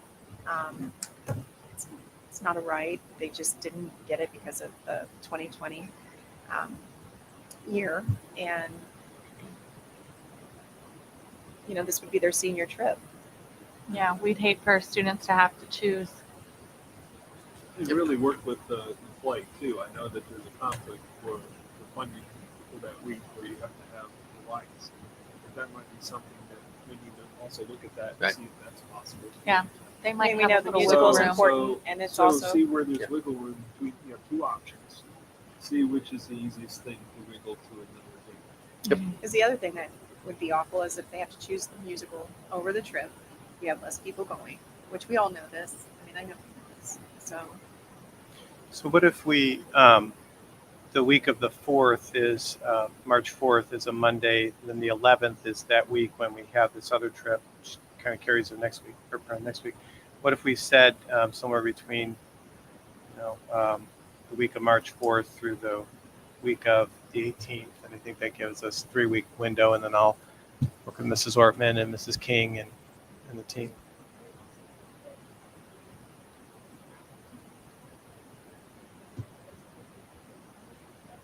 Yeah, because they're still.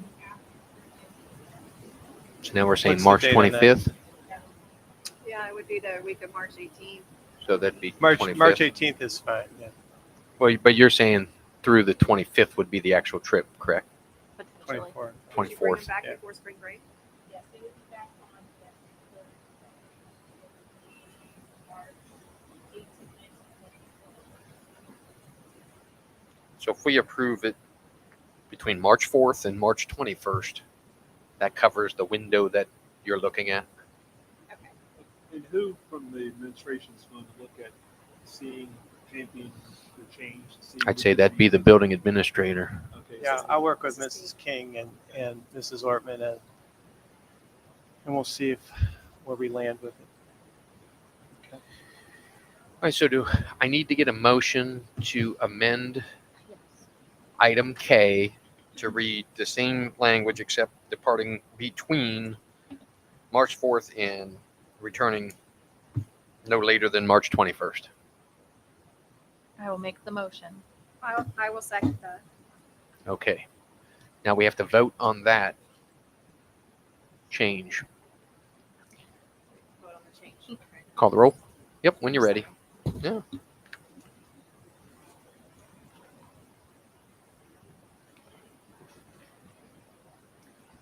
Mrs. Davis, Yes. Mrs. Thomas, Yes. Mr. Benton, Yes. Mr. Swager, Yes. Mrs. Boer, Yes.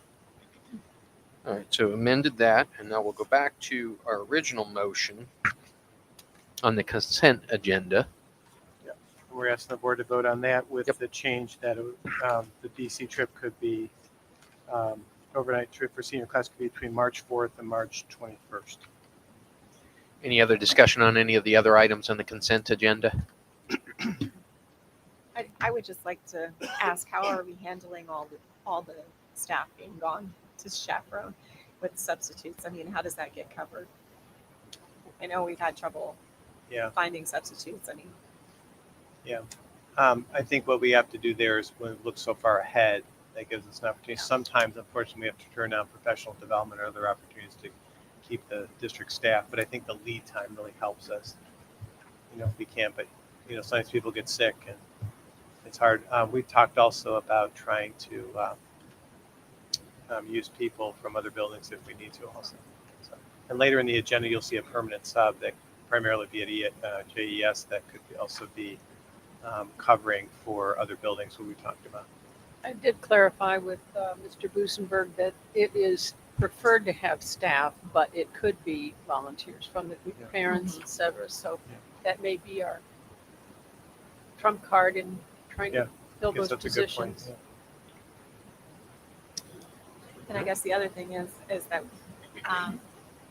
Mr. Barnard at his class, the Ohio Leadership Institute from the United Nations came and spoke to us. We really enjoyed that presentation and hearing from the students.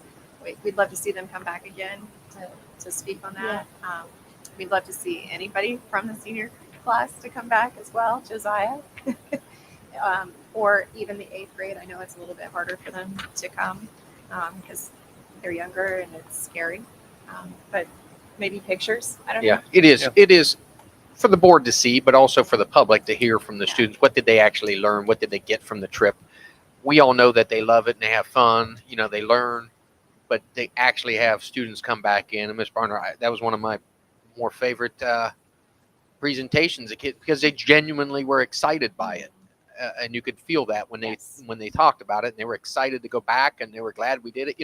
Those are great for us to hear because we approved this on a blank piece of paper. Nobody's here from the student. You don't really know as a board member what students really get out of it unless they come back and hear from them. So we do appreciate that when they come back, and anyone on the trips, it's always exciting to hear back. Seniors, a little more difficult to convince them to come back, but it's always appreciated.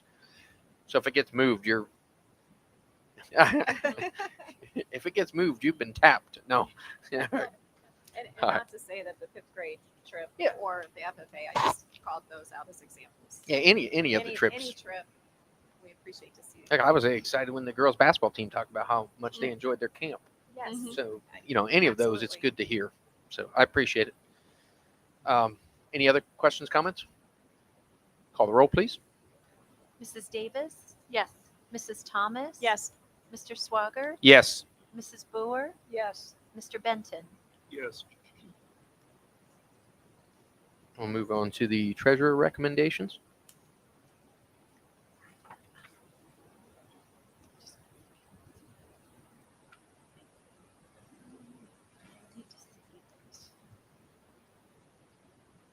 She's in board docs right now, so we have to catch up Right. after all those extra votes in That's there. a lot of and- clicks, yes. Yeah, she's trying to. We had 2 extra votes in there that weren't on the template, so she's got to catch up on that.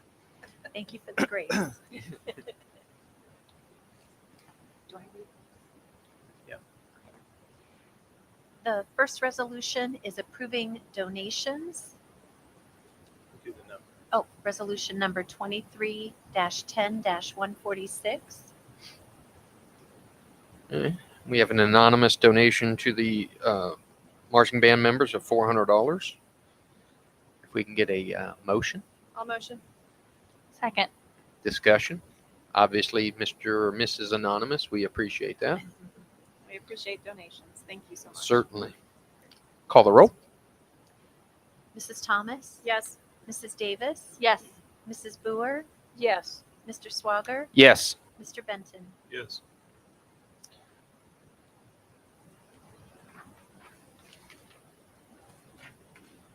The next resolution, 23-10-147, would be requesting the board approve the then and now purchase order 23003-B to BHSM Architects for architectural services rendered in the amount of $9,200.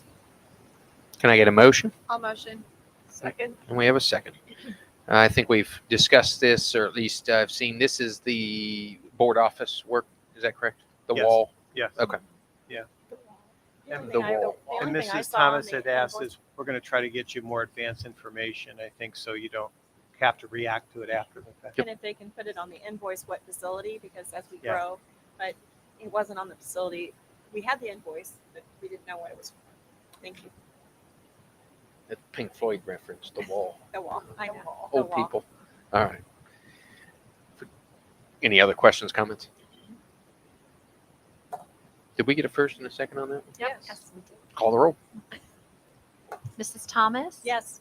Mrs. Boer? Yes. Mr. Benton? Yes. Mrs. Davis? Yes. Mr. Swager? Yes.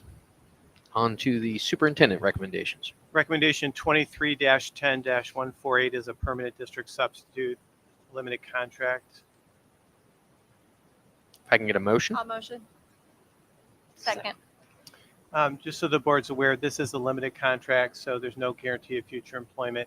We have quite a few leaves. We're not really supposed to talk about the reasons for that, but we have quite a few leaves coming up, and this will allow some continuity in our building. So we're not trying to cover a 10-week leave with 3 weeks here and 4 weeks there and all too. So we're trying this out. No, I appreciate the forward thinking and looking to help the students by having a more regular person in there for a substitute. So I think that's a great plan. Any questions, comments? Call the roll. Mrs. Thomas? Thank you. Thank you. Thank you. It's been a late. long It's okay. evening. It's been a long Might need meeting. more sugar. Sorry. Yes. Mrs. Davis? Yes. Mr. Benton? Yes. Mrs. Boer? Yes. Mr. Swager? Yes. Resolution 23-10-149 is long-term substitute limited contract. And this is the person I wanted to walk in, Kyle Kegley. You have his resume. Really credit to our team because, you have to you have to really do a lot different strategies now to find staff. So he's actually in school and will graduate in December. So the idea will be that he would go to the elementary, and then we have a person who's served as a long-term sub, Kathy Benton, and that would relieve her of that commitment. So I know one person that's in favor for sure. You're going to make the recommendation? Right. Go ahead. You recommend Is that. this who was over there? Yeah. Okay. Are you ready for the recommendation? I'm I'm ready. You're ready, huh?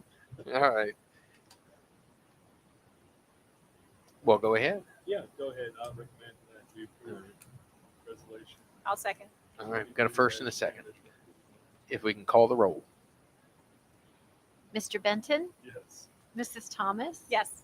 Mrs. Boer? Yes. Mr. Swager? Yes. Mrs. Davis? Yes. Resolution 23-10-150 is trailer purchase. I have good hearing. To approve the purchase of the old 24-foot band trailer from the Johnstown Band Boosters in the amount of $5,000, and this is to be utilized by the maintenance department. If I can get a motion, I'll motion. can I get a second? Second. This was already talked about it. Do appreciate the partnership though with the Band Boosters because this will help. They've, going to have a new trailer, so we'll take their old trailer and take one of our maintenance trailers out of service, which I think will be better for everyone. I think it's an awesome way to Yeah. reutilize and helps Yep. the band booster out. Too. Works out great. Yep. All right. Any other questions, comments? Call the roll. Mrs. Thomas? Yes. Mrs. Boer? Yes. Mr. Swager? Yes. Mrs. Davis? Yes. Mr. Benton? Yes. Resolution 23-10-151 is for residency, truancy, and attendance services for the school district. Can I get a motion? I'll motion. Second.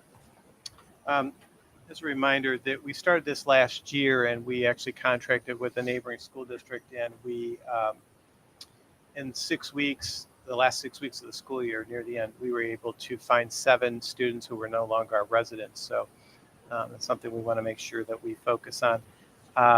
And unfortunately, we don't have that relationship with that neighboring school, so we'll employ a retired staff member to help with that. And it'll not only be for residency, but truancy and attendance as well too. Some of this is going to homes, working through different projects. So we just put 10 days here. We'll keep a good accounting. We might not use it all, we might need more, but I'll have some updates for the board eventually. But I think this is good use of our funds. Time to go. Time's up. Call the roll. Mrs. Thomas? Yes. Mrs. Davis? Yes. Mr. Swager? Yes. Mr. Benton? Yes. Mrs. Boer? Yes. As a reminder, 23-10-152 was removed from the agenda earlier, so we'll cover that at another time. That was on the Refresh Johnny mascot and logos. So we'll move to resolution 23-10. This is the first reading of revised policies as listed. Can I get a motion? So moved. Second.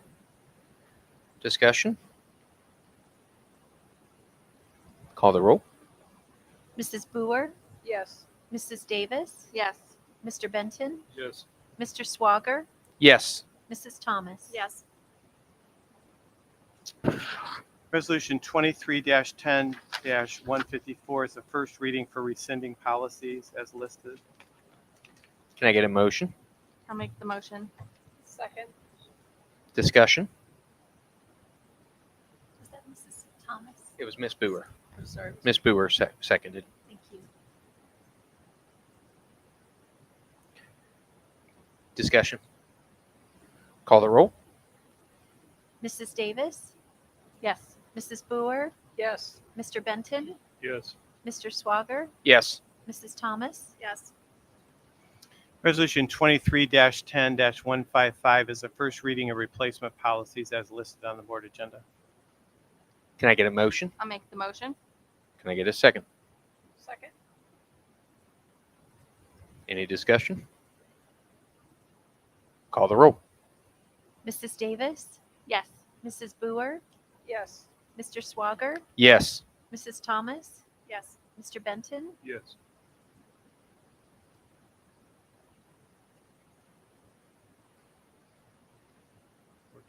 Yep. Moving on to board comments. Do you have any board comments on any of the topics? I did want to make a comment on, we had a group from LifeWise here, so I didn't want to act, we voted obviously, so it's only appropriate to at least address the issue with you. After I can speak from my standpoint, these are always tough decisions as a board member. Anytime you have anything up here, all of these decisions are very difficult. And looking at it, for me personally, we have the children for about 1,000 hours in a year. That's if they don't miss anything.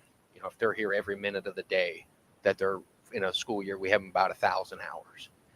There's about almost 8,800 hours in a school year. So we have your child about 10% of the time. 90% of the time they're not in school, which, outside you don't realize how much, school does seem to drive a lot of that, but we're just over, my math is correct, which you should be, it's 11. If it maxes out at just over 11% of the time that a child is in our school district. So where I look at, when I look at some of these things, I really am looking at the academic impact of those and some of the things that you saw today where we're really trying to focus on the academic side of the district. And we're really focusing on increasing our scores. If you look at the 2-year versus the 1 year, I think you will see Ms. Seibel presented to us on the math side. We've seen some really great gains in that K-3 area. So that is one of the areas that I see us continuing to improve upon. So that's certainly one of the main reasons for me when I look at any program, we don't have students very long. So any minute that affects or impacts those becomes very difficult for me to look at and approve separately to veer away from those hours. It's a tough thing to ask for any of our teachers. I do feel, like anything, lunch, recess, I know we've talked about minimizing the amount of time out of those things. I'm a huge proponent of recess, especially at the elementary. I do feel like recess is, while many people may feel that it's an extra, if you've ever been to the elementary and talked to the teachers down there, without recess, children are a little more difficult when they come back in. So I do feel like recess is an important function of the school day. I would also say that we do have some room. We do have some room for after-school programming.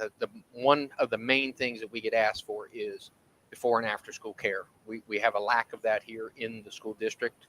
I wouldn't say a lack of, but we have a gap to be filled there. We have more demand than we have currently, with a lot of the students trying to get home and those natures. The other thing I would like to say is, and one thing I'd really strongly like to ask of the folks that were here tonight, is volunteerism in our school district. There are other ways to impair your character onto students of this district. And volunteerism, we are very, very short across the district in volunteerism, be it reading to the kids, helping with math, be it cross guards, be it coaching. It's not just athletics that rely on volunteerism. We have a lot of after school programs. While there may be some issues there as far as but I firmly believe you can still build character in students through some volunteerism as well. So I don't want to make it as though there's no opportunities within the district to have impact on children's lives. So from a board member, that's where I stand on it. I just wanted to talk to you guys about that and let you know. I do appreciate everyone showing up tonight. We heard you. We do understand these are not easy decisions. So I do want to make you aware of that.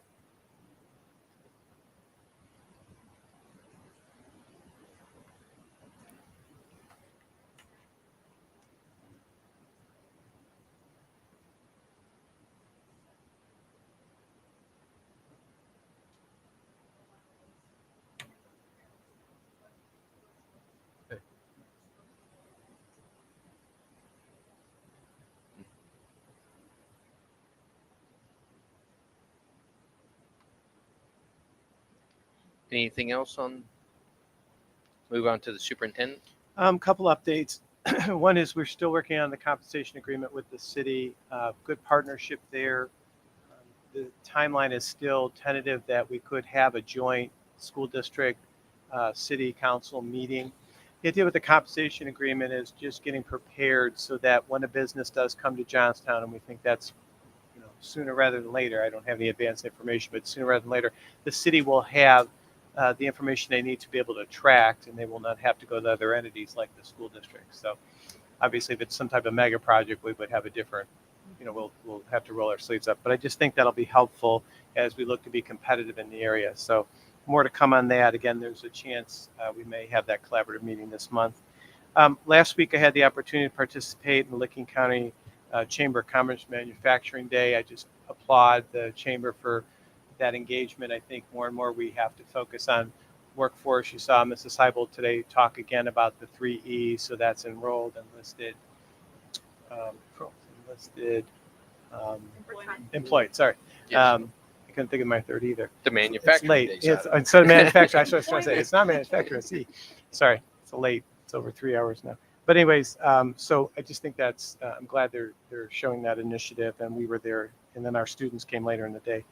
Want to remind the board the Capitol Conference is coming up. Felicia was reminding me of that. So that'll be November 12th to 14th. If you're interested in any sessions, November 12th to 14th.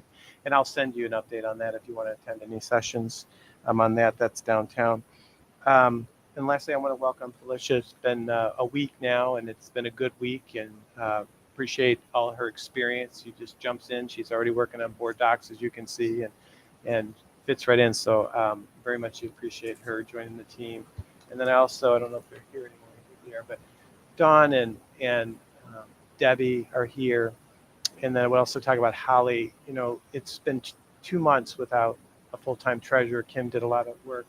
But those three have really stepped up in different ways to help. And I talk about the trains running on time. And, you know, I think we were able to keep things going. Again, Kim was helping on a very part-time basis, and Felicia has some makeup. But I do appreciate all their efforts. Yes, certainly. Thank you both. Thank you. And that's all I have. All right. Can I get a motion to adjourn? So moved. Second. Call the roll, please. And I wasn't looking, so I'm not First, sure. second. Yep. I haven't learned your voices yet. That's all right. Mine changes. Mrs. Boer, Yes. Mrs. Thomas, Yes. Mrs. Davis, Yes. Mr. Benton, Yes. Mr. Swager. Yes. Meeting adjourned. Thank you.